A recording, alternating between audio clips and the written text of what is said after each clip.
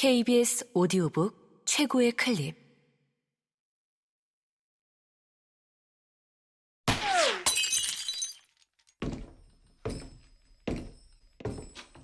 KBS 오디오북. 화태, 가라우토, 사할린. 김희정 지음, 성우, 강한별 읽음.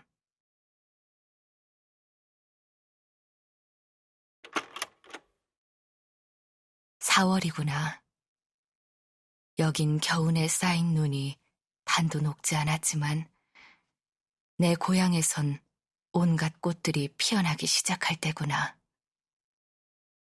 해마다 4월이 되면 떠올리던 풍경이 이 가물가물한 눈에도 어김없이 떠오른다. 아니, 4월뿐만 아니라 1년 내내 그곳을 떠올리며 살았다. 지금쯤 살구꽃이 피었겠구나. 눈에 물을 댈 때구나. 보리타작을 하겠구나. 감자를 캘 때구나. 깨를 털 때구나. 무밭에 첫서리는 내렸을까? 해마다 절기를 꼽아가며 그곳을 떠올리곤 했다. 무엇보다 나는 잊는 게 두려웠다. 아니, 필사적으로 그곳을 잊지 않기 위해 했었다. 이 춥고 먼 섬에서 왜 그토록 고향을 잊지 않으려 몸부림쳤는지 모르겠구나, 준아.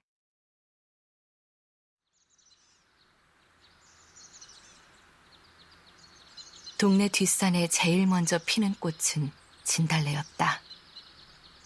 진달래보다 먼저 매화와 생강나무가 꽃을 피우긴 했지만 가난한 우리 동네엔 매화라곤 딱 한 그루가 구장집 담 너머에 있을 뿐이었다.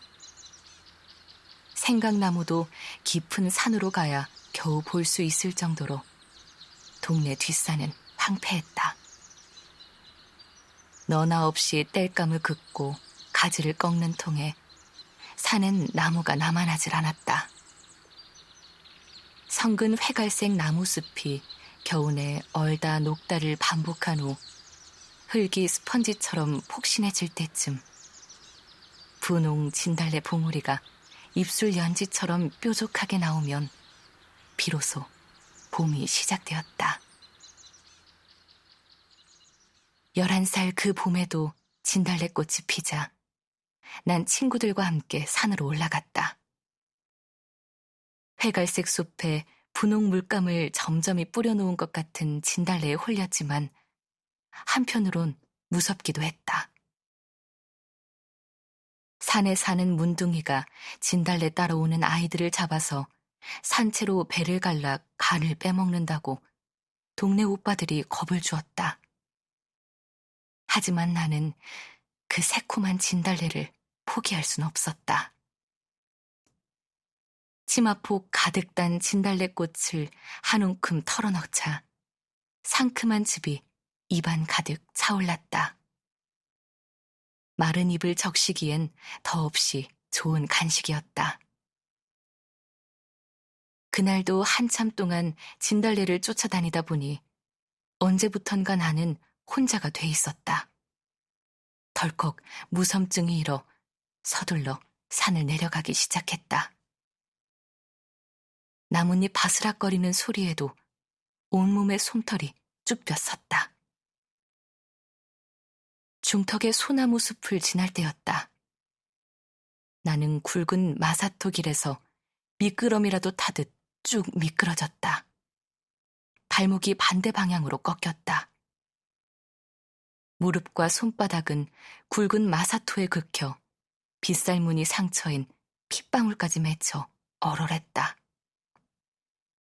일어나려 했지만 발목에 힘을 줄 수 없었다. 아무리 둘러봐도 친구들은 보이지 않았다. 해는 이미 소나무 숲을 지나 곧 산 너머로 넘어갈 기세였다.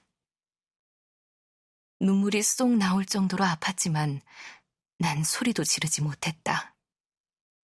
소리내 울면 문둥이가 들을까봐 입을 다문 채 눈물만 뚝뚝 흘렸다.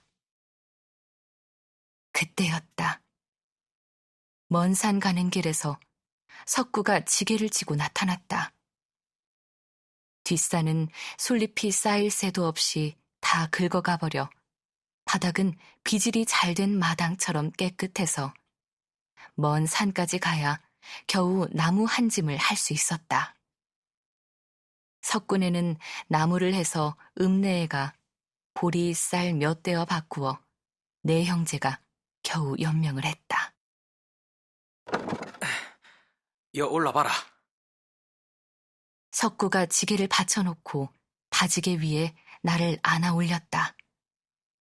무릎에서 붉은 피가 흘러 바지를 적셨다. 석구가 목에 감은 배수건으로 피가 흐르는 무릎을 꽉 묶었다. 피가 배어나와 배수건이 붉어졌다. 나는 아무 말도 못한 채 그가 하는 걸 지켜보았다. 그가 나를 태운 지게를 지고 산을 내려가기 시작했다. 3살 차이지만 체격이 큰 석구는 나를 너끈히 지고 묵묵히 내려갔다.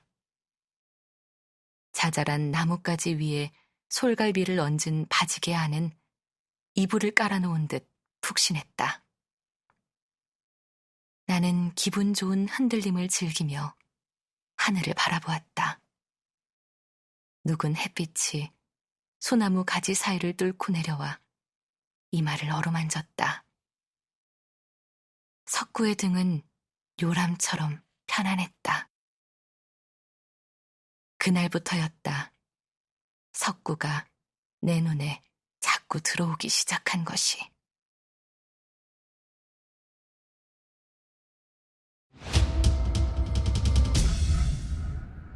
KBS 오디오북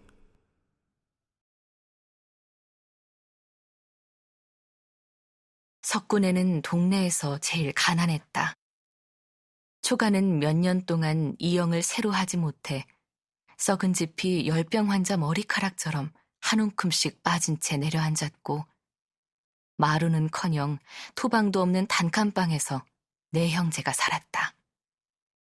석구 아버지는 총독부에 토지조사 때 신고를 하지 않아 그나마 조금 있던 밭되기를 빼앗긴 후 폐인이 됐다. 토지 신고가 뭔지 우리가 알기를 했나. 그래 땅 뺏긴 집이 한둘이 아니랬다. 아버지 말에 의하면 땅을 뺏긴 석구 아버지는 전라도 땅 어디로 품을 팔러 갔다가 3년 만에 허리를 다쳐서 돌아왔다. 늘 누워 지내던 그는 언젠가부터 얼굴이 시커멓게 변하고 배에 복수가 차서 죽었다. 석구 어머니도 유복자인 막내를 낳은 후 산후풍으로 시름시름 앓다가 아기가 2돌도 되기 전에 세상을 떠났다. 석구의 형 준구가 일찌감치 남의 집 머슴 노릇을 하며 동생들을 키웠고 석구 역시 학교도 가지 못한 채 동생들을 돌봐야 했다.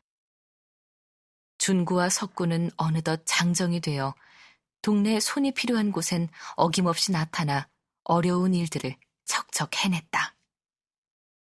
타고난 강골로 형제 모두 힘이 좋아 어려서부터 몸을 부려 겨우 먹고 살 수 있었다. 준구에게 징병이 나왔다. 일본은 전쟁을 일으킨 후 어지간히 힘쓰는 남자들을 징병이나 징용으로 끌고 가기 시작했는데 석구의 형 준구에게 징용이 나왔다. 동네마다 할당된 인원이 있다는 소문이 돌면서 순사는 구장집을 뻔질나게 드나들었다. 구장은 연신 담배를 피우더니 어느 날 준구를 불렀다. 아무래도 중구 네가 댕겨와야 할 것 같다. 다들 자식들이 줄줄이 딸리 있고 몸도 시원찮아 갈 사람이 없대이. 2년만 일하면 돈도 주고 보내준다 카이. 우짜겠노? 평소 준구를 아끼던 구장은 어렵게 말을 꺼냈다. 동네에서 한 명은 반드시 가야 한다고 주재소 순사가 통첩하자 구장은 고민을 거듭했지만 아무리 생각해도 준구밖에 떠오르지 않았다. 2년 후에 내 꼭 돈 벌어서 돌아올 기다. 석구가 이젠 내 대신 동생들 잘 돌봐라. 준구는 동생들을 앉혀놓고 울음을 삼켰다. 화태가 어딘지도 모르면서 사람들은 화태했다. 거기 가면 살아서 못 올지도 모른다고 했다. 아버지에게서 준구가 화태에 가게 됐다는 말을 들은 나는 화가 났다. 부모가 없다고, 가난하다고 구장과 동네 사람들이 준구를 떠민 것 같았다. 만약 준구가 돌아오지 못하면 석구와 동생들은 어떻게 될까? 사람들 말처럼 돈을 벌어올 수 있을까? 나쁜 생각을 지우려 고개를 흔들어도 생각은 사라지지 않았다. 그럴수록 책 읽기에 빠진 석구의 구부정한 등이 떠올랐다. 나는 2년 전부터 동네 야학에서 석구와 같이 공부를 하고 있었다. 경성에서 대학을 졸업했다는 박진사 아들이 저녁마다 사랑방에 동네 청년들을 모아놓고 공부를 가르치기 시작했는데 나는 석구와 같이 공부하고 싶어 밤마다 사랑방을 드나들었다. 나는 소학교를 졸업했지만 박진사 아들이 읽어주는 이야기 책들이 좋아서 빠지지 않았다. 석구는 학교를 못 다녔지만 한글과 한자를 혼자 익혔고 누구보다 책 읽기를 좋아했다. 박진사 아들의 어려운 책을 제일 많이 빌려 읽는 사람은 석구였다. 준구는 그런 석구에게 동생들을 맡겨도 될 것 같다는 안도감이 든 건지도 몰랐다. 그때였다. 형님, 내가 대신 갈구마.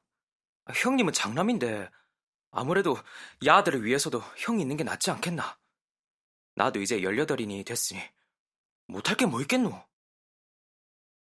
석구가 형 대신 화태에 가겠다고 나섰다.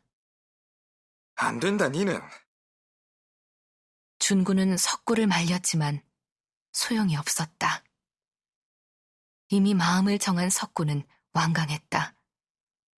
그리고 그날 밤 석구는 나를 찾아왔다.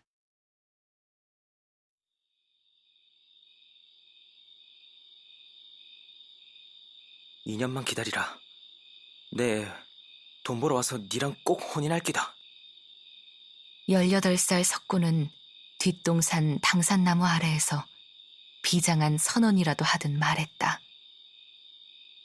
나처럼 날카로운 초승달이 석구의 눈을 찌르기라도 한 듯 자꾸만 눈을 비볐다.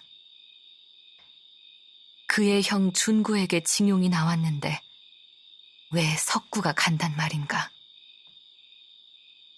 나는 석구의 말이 이해가 되지 않아 멍하니 그를 쳐다보았다.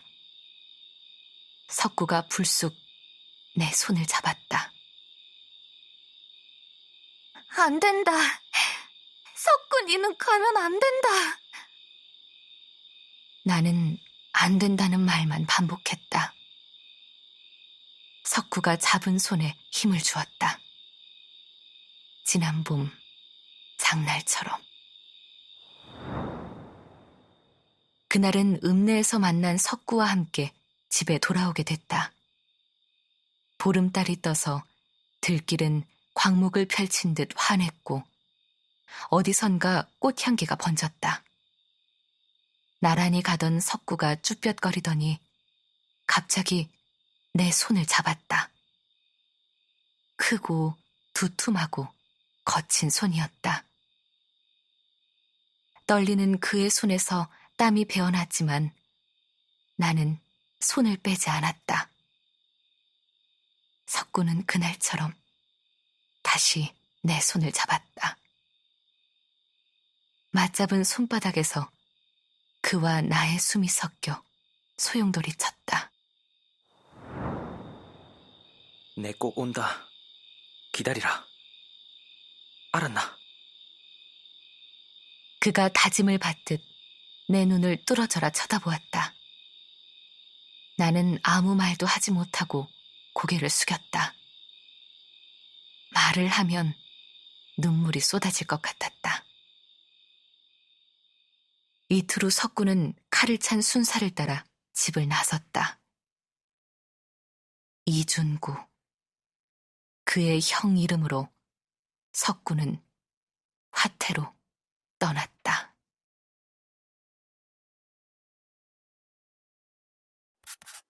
KBS 오디오 북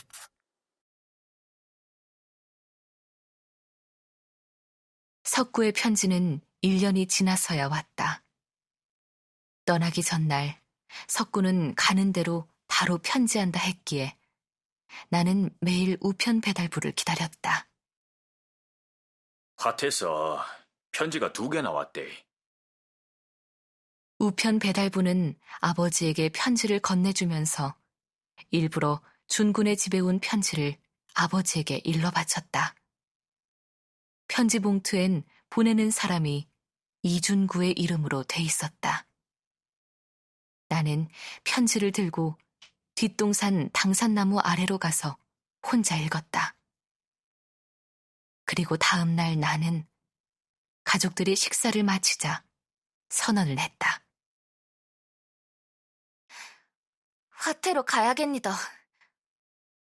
나는 결연했다. 무슨 소리고? 도대체 거가 어디라고 지지바가 혼자 간다는 거로? 아버지는 대뜸 소리를 질렀다. 좀처럼 화를 내는 적이 없는 아버지는 화롯불이라도 삼킨 표정이었다. 화태라고 소문만 흉흉했지 그곳이 어디쯤에 있는지 아는 사람도 거의 없는 곳에 15살 딸이 혼자 간다니 기가 막힌 노릇이긴 했다. 지난달에도 양지마을에서 아들이 2이나 있는 김씨가 밭에서 일을 하다 그 길로 끌려가 동네가 발칵 뒤집혔다. 초기엔 구장이 말이라도 하고 데려가던 징용을 이젠 죄인 끌고 가듯 했다. 가족들 얼굴도 보지 못한 채 그 길로 잡혀간 김씨의 노모는 실성한 사람처럼 동네를 헤매고 다닌다고 했다. 너나 할 것 없이 바깥 출입을 삼갔다. 아버지는 행여 순사 눈에 띌까봐 웬만해선 집 밖으로도 나가지 않았고 일이 있어도 어두워지기 시작해야 겨우 움직였다. 아랫마을 청년이 징병으로 끌려가기 전 1000명의 사람들에게 바늘땀을 얻으면 살아올 수 있다며 그의 어머니가 동네 사람들은 물론 읍내 학교를 남김없이 돌며 바늘땀 1000개를 채워 품에 지니고 갔다. 그 바늘땀이 총알을 막아줄 거라고 그의 어머니는 굳게 믿으며 눈물 한 방울도 안 흘리고 아들을 보냈다며 어른들은 혀를 내둘렀다. 시절이 흉흉했다. 난 석구 말고 아무한테도 안 갈 기라 얘. 죽어도 안 가 얘. 11살 그 봄 이후 나는 석구 이외의 남자를 생각해 본 적이 없었다. 그가 떠나기 전날 잡았던 손의 감촉이 여전히 내겐 생생하게 남아있었다. 아니, 시간이 갈수록 그의 손에서 전해지던 떨림이 더 뜨거워졌다. 식구들도 눈치를 챘지만 대놓고 아는 척을 하진 않았다. 그러나 아버지는 얼마 전부터 내 혼사를 알아보고 있었다. 육촌인 순이 언니가 2달 전에 근로정신 보국단에 끌려갔다. 남자고 여자고 한 달에 1명씩은 보국대로 가야 한다는 소문이 돌면서 다 큰 딸이 있는 집에선 혼인을 서둘렀다. 결혼한 여자는 안 잡아간다고 했기에 일단 사람만 정해지면 일사천리로 혼인을 하고 시집으로 보내버렸다. 순이 언니도 외가의 동네 총각과 혼인말을 주고받던 중이었는데 시집보다 먼저 온 순사를 따라 어딘지 모를 곳으로 끌려갔다. 돈 벌러 간다고 했지만 어디서 무슨 일을 하는지는 아무도 알려주지 않았다. 화태로 가겠다는 내 말을 제일 먼저 수긍한 사람은 할머니였다. 어딘데도 모르는 데로 끌리가 무슨 욕을 볼지 모르는데 차라리 아는 데 보내는 게 낫지 않나. 석구야 누가 봐도 믿을 만한 아이라. 석구가 믿을 만한 사람이라는 데는 모두가 동의했다. 사람이야. 그만한 데도 없지만. 그러나 석구가 아무리 믿을 만한 사람이어도 화태까지 가는 건 누구도 생각해보지도 못한 일이었다. 나 역시 마찬가지였다. 2년이 얼른 지나 그가 돌아올 날만 기다리던 내가 갑자기 그에게 가야겠다고 마음먹은 것은 편지 때문이었다. 오가, 아무래도 2년 만에 돌아갈 수 있을 것 같지가 않다. 여기 온 지 2년이 넘은 아저씨도 보내줄 생각을 안 해서 매일 울면서 일만 하고 있다. 오가, 내 약속은 지키지 못할 것 같다. 나를 잊어라. 그게 너에게 내가 해줄 수 있는 유일한 선물이다. 손바닥만한 누런 종이에 또박또박 쓴 글자들은 잉크가 번져 있었다. 오가, 나를 잊어라. 편지를 받은 그날, 나는 그 말을 수도 없이 되새기며 밤을 꼬박 새웠다. 그리고 동이 트는 새벽, 결심했다. 무슨 일이 있어도 석구에게 가야겠다고. 그곳이 어디든 석구가 있는 곳으로 가야겠다고. 아버지를 설득할 수 있었던 것은 엄마가 가져온 만식엄마의 소식이었다. 읍내에 만식엄마가 남편의 편지를 받고 화태로 간다는 소식이었다. 2년 후에 옴하고 떠난 만식아버지는 3년이 돼서야 겨우 편지가 왔는데 만식엄마에게 아이를 데리고 화태로 오라는 소식이었다. 어차피 석구 아니면 혼인도 안 한다 카이니. 가고 싶은 대로 가라. 아버지는 마침내 만식엄마 편에 나를 같이 보내기로 결심했다. 만식아버지와 석구가 같은 곳에 있다는 걸 아버지는 박진사 아들에게 가서 다시 한번 확인을 받았다. 무엇보다 보국대 공출보다는 석구에게 가는 게 낫기 때문이었다.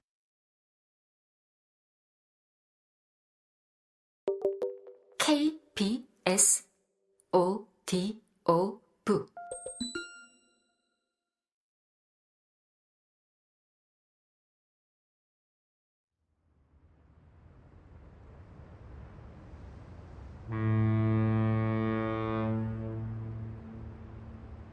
자작나무 위로 보름달이 불쑥 솟아오른다. 금덩이처럼 크고 노란 달이 뜨면 숲은 귀기가 어린 듯 푸르게 변한다. 하얀 나무 껍질 때문에 더 지푸르게 보이는 자작나무 숲. 누구는 그 숲이 신비하다고 반하기도 하더라만 난 아직도 그 푸른색이 무섭기만 하다. 흰 광목옷을 입은 몸을 푸른색으로 물들이던 저 자작나무 숲은 늘 뭐가 튀어나올 것만 같았다. 내가 화태 땅에 도착한 것은 음력 7월 보름이었다. 끝도 없이 줄지어 있는 자작나무와 검은 삼나무 숲은 태평하고도 음험해 보였다. 시커먼 석탄 운반용 기차에 실려온 나와 만식네는 캄캄한 밤이 되어서야 허술하기 짝이 없는 합숙소에 도착했다. 환한 보름달이 비친 합숙소는 흡사 감옥 같았다. 도대체 여가 어디라고? 석구는 말을 잇지 못했다. 시커먼 얼굴에 이마엔 불을 켜는 등을 매단 채 달려온 석구는 귀신이라도 마주친 얼굴이었다. 그러나 더 놀란 것은 나였다. 석구는 이제 그의 이름이 돼버린 중구라는 이름뿐 아니라 외모도 다른 사람이 돼 있었다. 시커먼 얼굴에 뼈와 근육만 단단히 엉겨붙어 몸이 반으로 줄어든 것 같았다. 오가! 그가 내 이름을 부르자 나는 무릎을 무지르며 주저앉았다. 화태섬에서도 북쪽인 기타오자와까지 오는 40일 동안 온몸을 팽팽하게 채우고 있던 긴장이 한꺼번에 풀어지면서 나는 그 자리에 주저앉아 버린 것이다. 네가 당돌한 줄은 알았지만 이렇게 겁이 없는 줄은 정말 몰랐대. 도대체 오다가 무슨 일을 당할 줄 알고 여기로 올 생각을 다 하노? 제정신을 차린 석구가 주저앉은 나를 안으며 울먹였다. 떠날 때보다 몸이 반으로 준 그가 석탄가루가 잔뜩 묻은 얼굴을 일그러뜨리며 기어이 눈물을 흘렸다. 검은 눈물이 그의 얼굴에 골을 만들며 하염없이 흘러내렸다.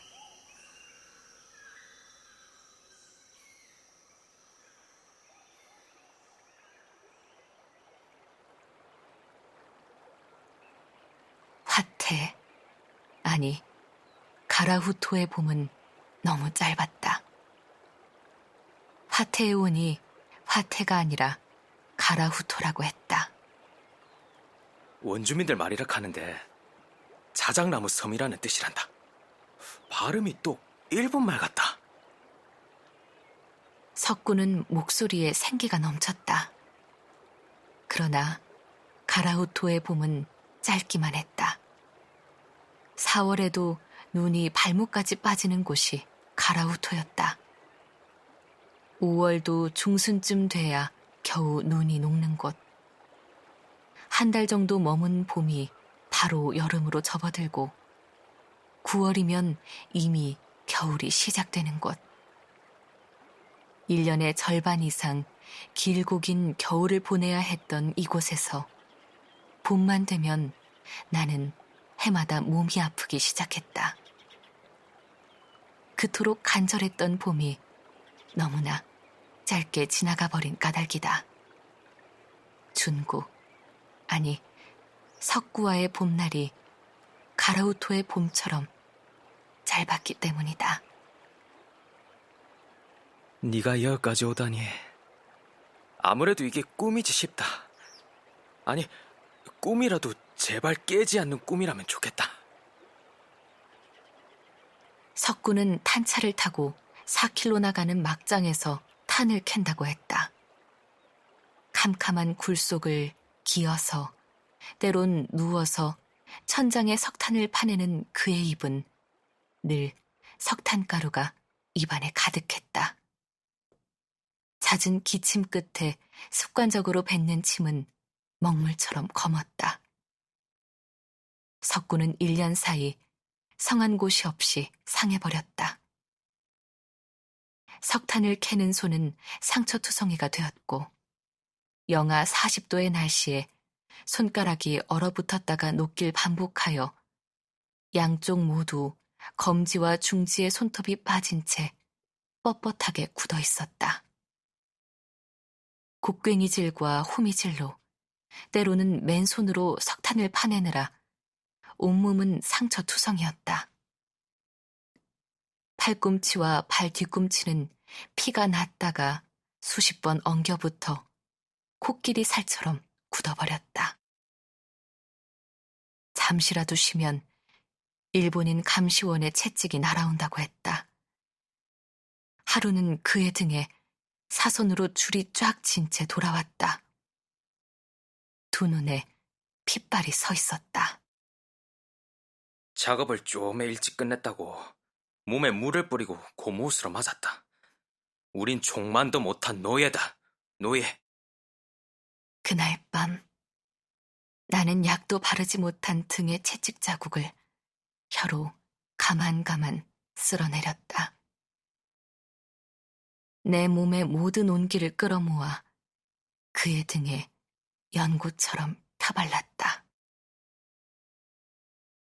이어서 일하다 그냥 죽어비려도 상관없단 생각이 들었다. 동생들이나 형님 생각도 안 날 만큼. 아니, 옥인 일을 생각해도 마찬가지였다. 너무 힘들어서 차라리 죽는 게 낫겠다 싶었다. 그래서 그런 편지를 보낸 긴데 이렇게 네가 올 줄은 꿈에도 생각 못했다. 나 이젠 죽고 싶지 않다. 오가, 우리 꼭 살아서 고향으로 가자. 네가 오이 꼭 살아서 돌아가고 싶다. 오가, 꼭 살아남자. 석구는 굴착이라도 하듯 내 몸을 파고들었다. 9월이 되자 간간히 눈이 오기 시작해서 곧 발목까지 푹푹 맞았다. 합숙소에서 탄광까지 길을 내는 것도 조선 사람들 몫이었다. 내 고향은 눈이 드문 곳이어서 처음엔 그저 눈이 신기했다. 어떻게 하늘에서 목화송이를 가만히 째 쏟아붓듯이 떨어지는 것인지 나는 눈이 올 때마다 하늘을 신기하게 쳐다봤다. 그러나 추위는 견디기 어려웠다. 유난히 추위를 많이 타고 피부가 얇은 나는 첫 겨울에 바로 볼과 귀와 손발이 얼어버렸다. 변변한 옷도 없이 무명옷을 껴입고 어쩌다 생긴 동물 가죽을 뒤집어 쓰고도 추위는 견디기 어려웠다. 무릎까지 쌓이는 눈길을 나는 석구가 만들어준 설피를 신고 다녔다. 눈 녹인 물로 설거지를 하고 나면 손등이 거북등처럼 갈라지고 피가 났다. 고향의 겨울은 가라우토의 봄보다 따뜻했다. 1년이 빠르게 지나갔다. 나는 가을부터 석구의 회사에서 일을 했다. 석탄 회사는 월급을 회사에 저금했다가 집에 돌아갈 때 준다면서 돈을 주지 않았다. 석구보다 먼저 온 사람들은 채권이라는 종이 쪼가리를 받기도 했다고 들었다. 나는 만식 엄마와 같이 컨베어 벨트로 나오는 석탄에서 돌을 골라냈다. 맨손으로 돌을 골라내는 일은 쉽지 않아 손톱이 빠지기 일쑤였다. 그래도 석구와 같이 있는 것으로 통증은 쉽게 가라앉았다.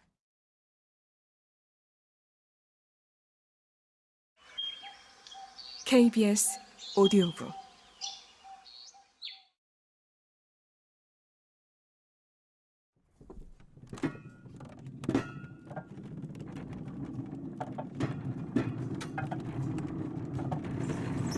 일 년이 지나자 분위기는 더 살벌해졌다. 언제부턴가 석탄의 재고가 쌓이고 있었다. 캐는 대로 바로바로 기차에 실리던 석탄이 산처럼 쌓인 채 며칠째 그대로였다. 전쟁에서 일본이 점점 밀리고 있다는 소문이 은밀히 돌아다녔다. 조선에서 온 일꾼들은 일본인 관리들의 눈을 피해 전황을 나눴다. 4년이 넘은 사람들도 여전히 조선으로 돌아가지 못한 채 탄광에 매여 곡괭이질만 계속했다. 언제 보내주느냐 물으면 채찍과 무자비한 폭력이 돌아왔다. 여름은 가라후토가 가장 살기 좋은 계절이다. 아기 손바닥만한 연두빛 자작나무 잎들은 바람이 조금만 불어도 제멋대로 나부꼈고 습기 없고 시원한 기온은 쾌적했다. 석탄으로 황폐해진 검은 흙에 심은 감자는 새알만 했고 옥수수도 시들시들해 여전히 배는 고팠지만 그래도 그와 마주보고 있는 순간은 허기를 잊을 수 있었다. 가라후토의 봄은 너무 짧게 끝이 났다. 그해 여름, 석구가 다시 끌려갔다. 8월 26째 날, 아침에 나간 석구가 돌아오지 않았다. 잔업을 하는 모양이라고 생각한 나는 저녁을 먹으려고 마른 고사리를 꺼내고 있었다. 고사리가 다 불기도 전에 만식 엄마가 달려왔다. 야야, 석구네야. 네 신랑이랑 우리 만식이 아버지랑 다들 아까 기차에 태워 어디론가 끌려갔다 안카나. 여기 인부들 절반이나 끌고 갔다 카더라. 도대체 이게 무슨 일이고? 나는 만식 엄마의 말을 이해할 수가 없었다. 그래서 만식 엄마의 허둥대는 얼굴을 뚫어져라 바라봤다. 그녀의 눈에선 이미 눈물이 봇물처럼 흘러내리고 있었다. 그제야 지난밤 중얼거리던 석구의 말이 떠올랐다. 기차도 움직이지 않고 석탄이 채탄장에 계속 쌓여있는 게 좀 이상타. 도대체 어디로 또 끌려갔단 말인가? 아까 여자들이 일본 반장한테 물어봤다 아이가. 어디로 갔냐고 하이 본토로 갔다 카더라. 사람들 쭉 운동장에 줄 맞춰 세우더니 석탄 실어 나르는 기차에 태워갔단다. 오야면 좋노.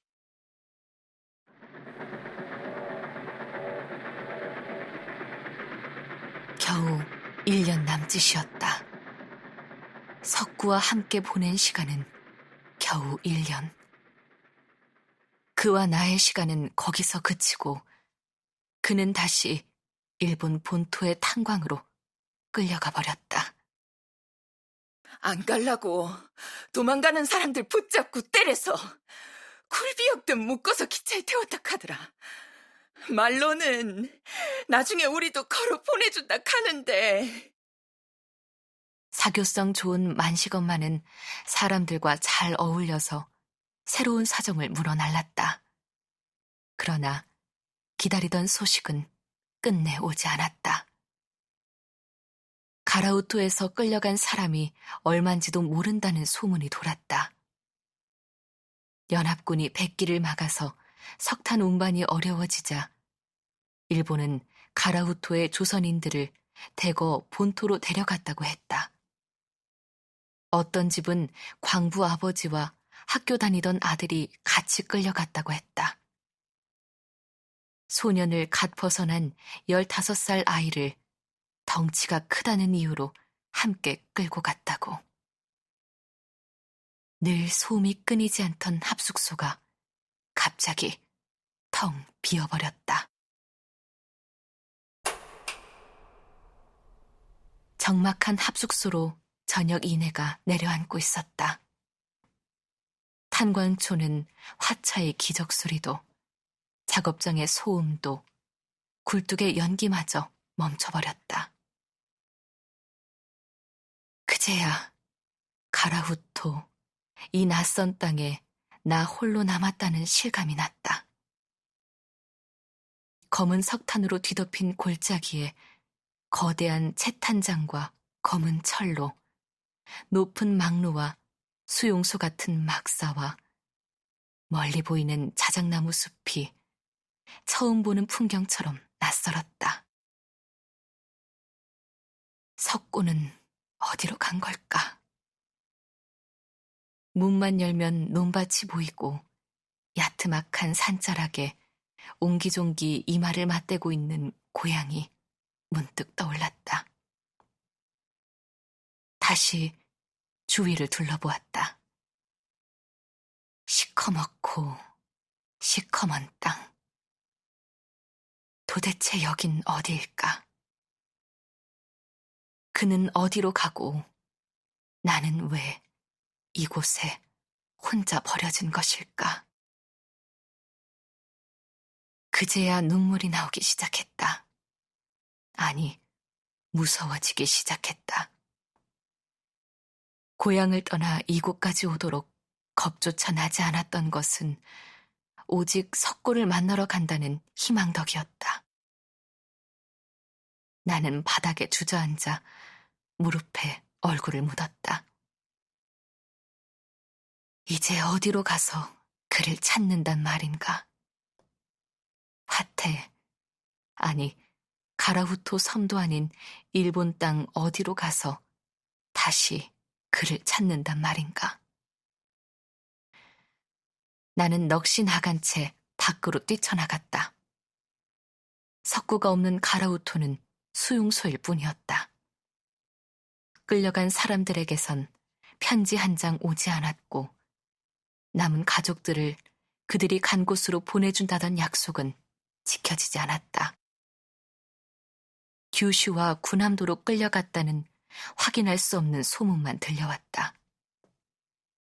그는 도대체 어디로 간 것일까? 나는 더 이상 그를 찾아 떠날 수도 없는 몸이 돼버렸다. 석구가 떠난 지 2달 후에야 나는 임신이라는 사실을 알게 됐다.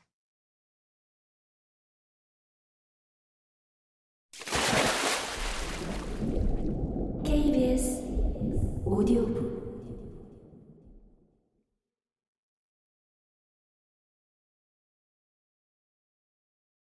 너를 낳은 곳은 한밭집이었다. 석구가 일하던 탄광은 끝내 폐광이 되었고 사람들은 이리저리 흩어졌다. 나는 그가 없는 시커먼 골짜기에 더 이상 머물고 싶지 않았다. 아니, 먹을 걸 구하기 위해선 그곳에 머물 수도 없었다. 만식 엄마가 벌목공을 상대로 한밭집에서 일을 하기로 했다며 같이 가자고 했다. 탄광이 있는 산골짜기를 벗어나면 삼나무 숲이 빽빽한데 조선에서 끌려온 벌목공들이 일을 하고 있었다. 만식 엄마라도 같이 있지 않으면 나는 도저히 살 수 없을 것 같아 그녀를 따라갔다.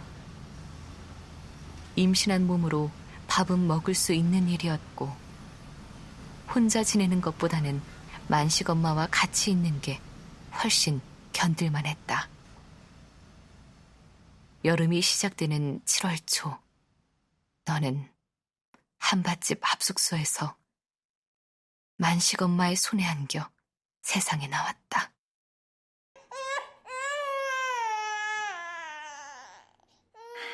석근혜야, 아들이다, 아들. 만식 엄마가 익숙한 솜씨로 아이를 받아주었다. 온몸이 낱낱이 찢어지는 고통 끝에 나온 너는 눈도 뜨지 못한 채 울기 시작했다. 꼭 감은 인매가 애미 똑 닮았다. 만식 엄마가 모처럼 환히 웃었다.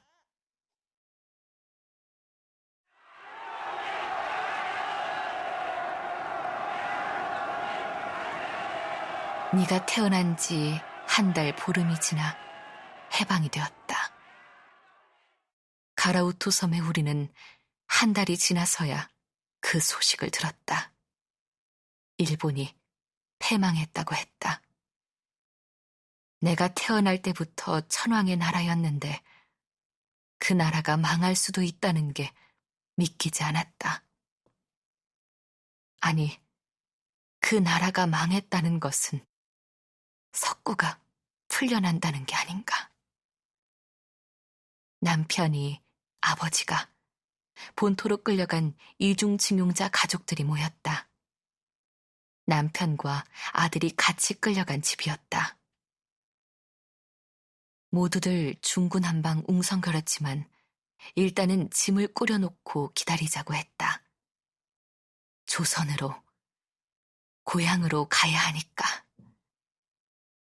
짐이랄 것도 없었다. 가라우토 사람들은 고향으로 돌아갈 날을 위해 짐을 느리지도 더하지도 않고 살았다. 보따리 한두 개가 전부였다. 언젠가부터 가라우토의 조선 사람들이 전부 오토마리 항구로 모여든다고 했다.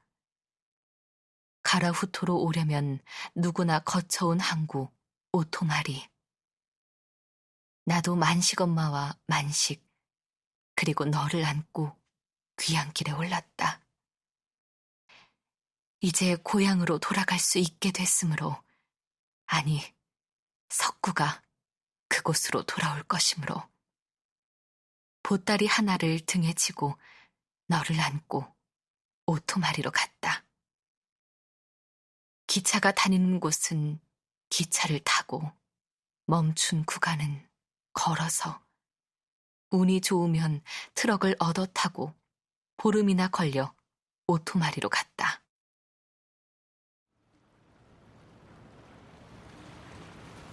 오토마리 항구는 사람들로 인산인해였다. 일본 사람들은 작은 배라도 구해 홋카이도로 떠나거나 자신들을 데리러 올 배를 기다렸다. 조선 사람들은 배도 구할 수 없어 무조건 기다렸다. 항구가 보이는 언덕에 흰옷 입은 사람들이 모여 줄인 배를 견디며 배가 오기만을 기다렸다. 수평선으로 노을이 셀 수도 없이 떨어지고 자작나무 잎들은 노랗게 물들어갔다. 간간히 눈이 왔다.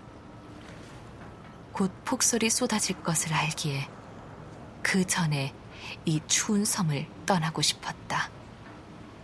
아니, 그 전에 석구가 돌아와야 했다.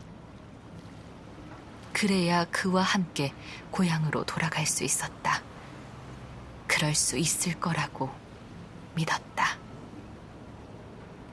나 같은 사람들이 몰려든 오토마리 항구 언덕에는 천막과 합숙소가 들어서고 아이들이 뛰어다니고 조선말이 장날처럼 넘쳤다.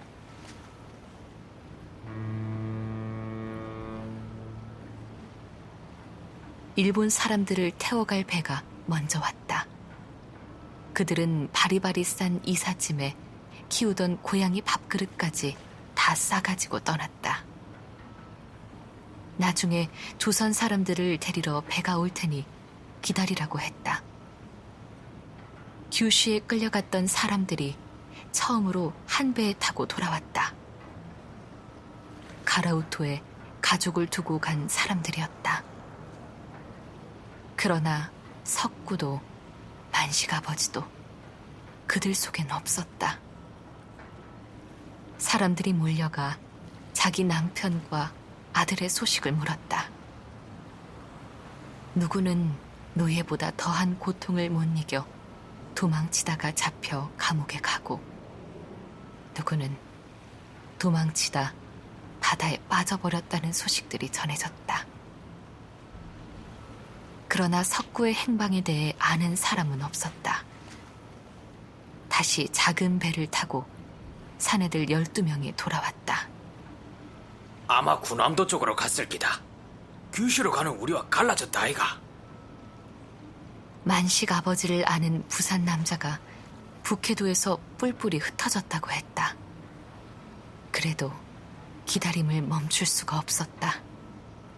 아니, 오토마리 항구에 모인 사람들은 흩어지지 않고 하염없이 배를 기다렸다. 죽은 아버지의 남편의 유골을 파서 들고 온 사람들은 한쪽에 공동묘지를 만들고 기다렸다. 배가 오면 다시 파서 고향으로 돌아갈 날을 기다렸다. 일본 국민이라서 끌고 왔다니 우리도 고향으로 보내주겠지. 조선에서라도 배가 오지 않겠나. 아니, 누구를 믿고 기다린단 말이냐. 서로 싸우면서도 우리를 태워갈 배가 어디서든 오길 기다렸다. 오토마리 언덕에서 수평선을 바라보며 헤엄을 쳐서라도 가고 싶다며 바다로 들어가는 사람도 있었다.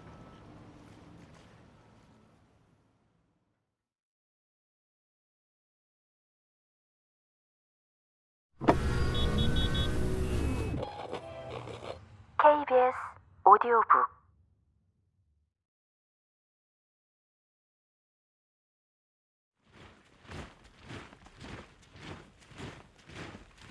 배는 끝내 오지 않았다. 우리를 태울 어떤 배도 오지 않았고 석구도 만식 아버지도 소식이 없었다. 대신 노소와 군인들이 들어왔다.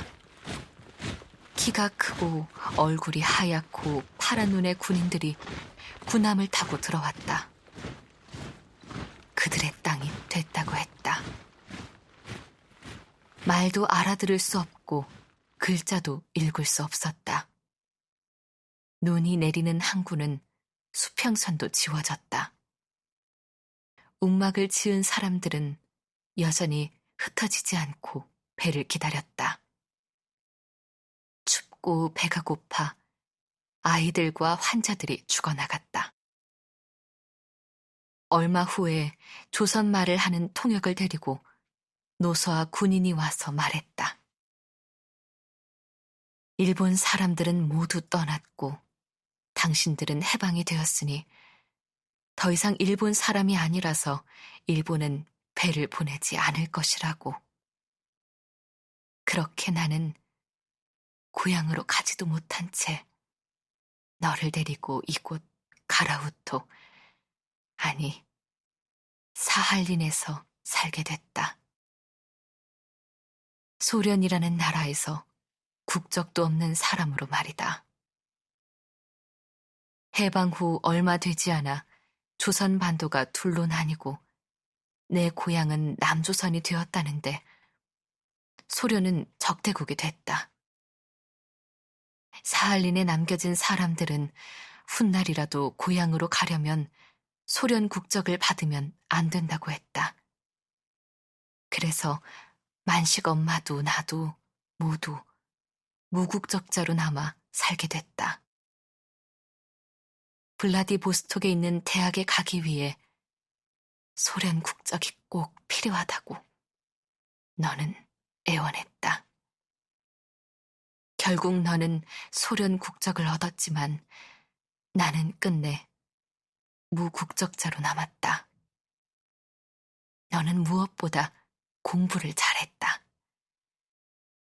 오토말이라는 일본 지명이 코르사코프라는 이름으로 바뀐 그 항구에서 자란 너는 공부를 잘해 국가 장학생으로 블라디보스톡 대학의 기숙사에 들어가게 됐다.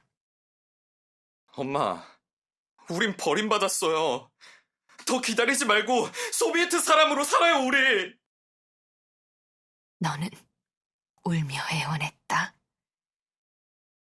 더러는 일본에 있는 사람들을 통해서 고향에 연락이 되기도 한다더라만 나는 편지조차 하지 않았다. 살아있다면 석구는 무슨 수를 써서라도 나를 찾아왔을 테니까. 내가 그를 찾아왔듯이 그 역시 헤엄을 쳐서라도 왔을 테니. 아니, 내가 어떤 연락도 하지 않은 것은 그의 죽음을 확인하게 될까봐 무서워서였는지도 모른다.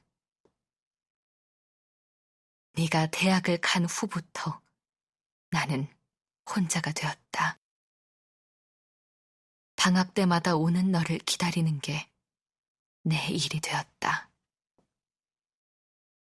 대학을 마치고 다시 모스크바 대학으로 간 너는 살 길은 그뿐이라는 듯 공부에만 매달렸다.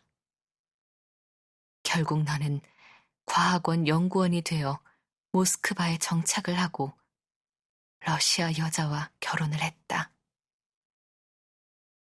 너는 내게 그곳으로 오라고 했다. 그러나 나는 가지 않았다. 석구를 기다려야 했다. 그가 언제 올지 모르지만 나는 여기 사할린을 떠날 수 없었다. 그가 죽었다면 홀령으로라도 찾아올 것이기 때문에 나는 이곳을 떠날 수 없었다.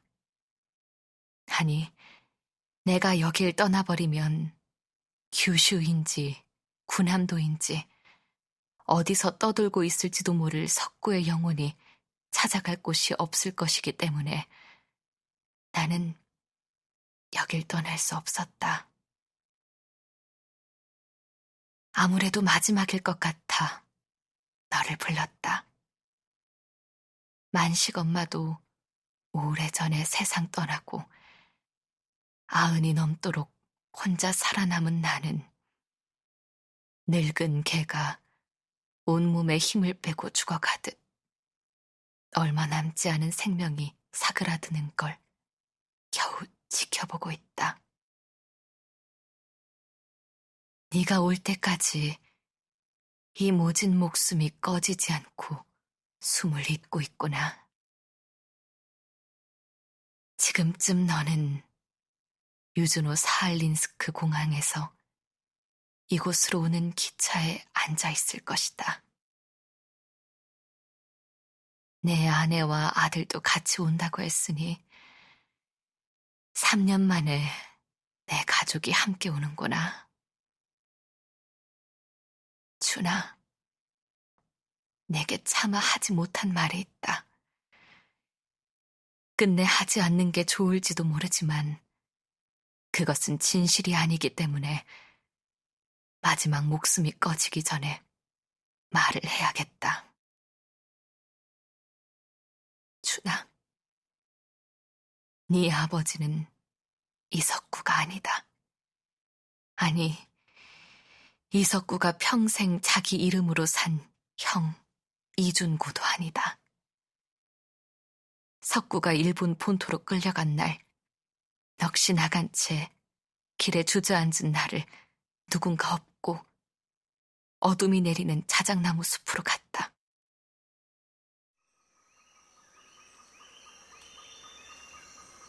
정신을 차리고 보니 일본 군인이 내 아랫도리를 벗기고 이미 이를 치른 후였다.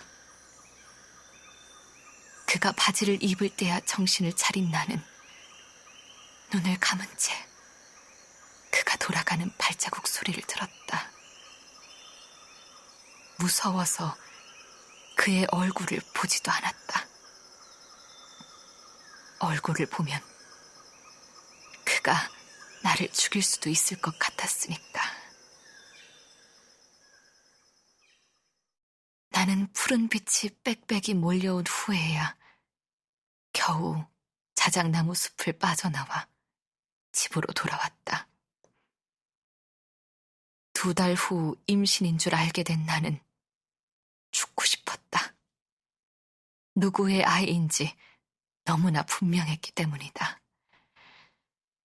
한 번은 산 꼭대기에 가서 몸을 던지려고 산을 올라갔다. 그런데 중턱도 못 가서 나는 심한 구토를 하기 시작했다. 속의 걸 모두 개워내고 나서야 깨달았다. 구토는 네가 지르는 비명이란 걸.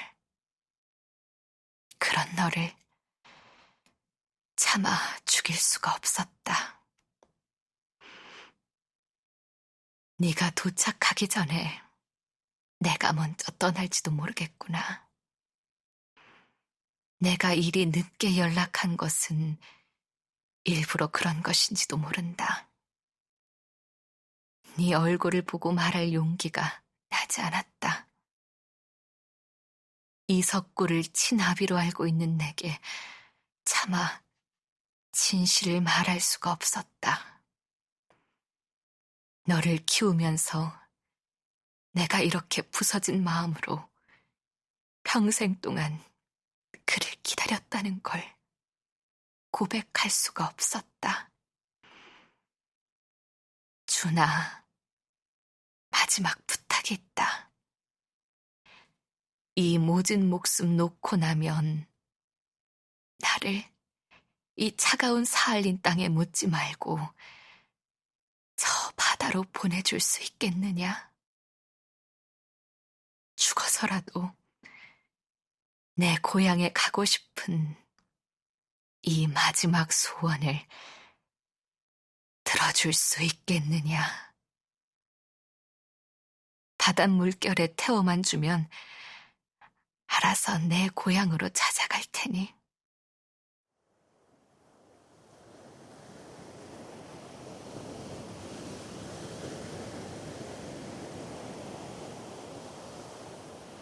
부디 나를 저 바다에 띄워다오. 가는 길에 일본 바닷가에서 석구를 만나 같이 손잡고 고향으로 돌아갈 테니 나를 제발 저 바다에 띄워다오, 준아.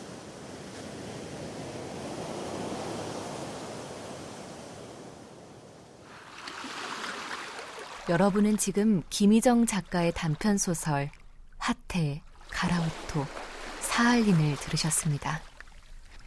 사할린 지역은 한자로는 화태, 일본어로는 가라오토로 불리던 지역으로 일제강점기 조선의 많은 청장년들이 강제 징용을 갔던 곳입니다.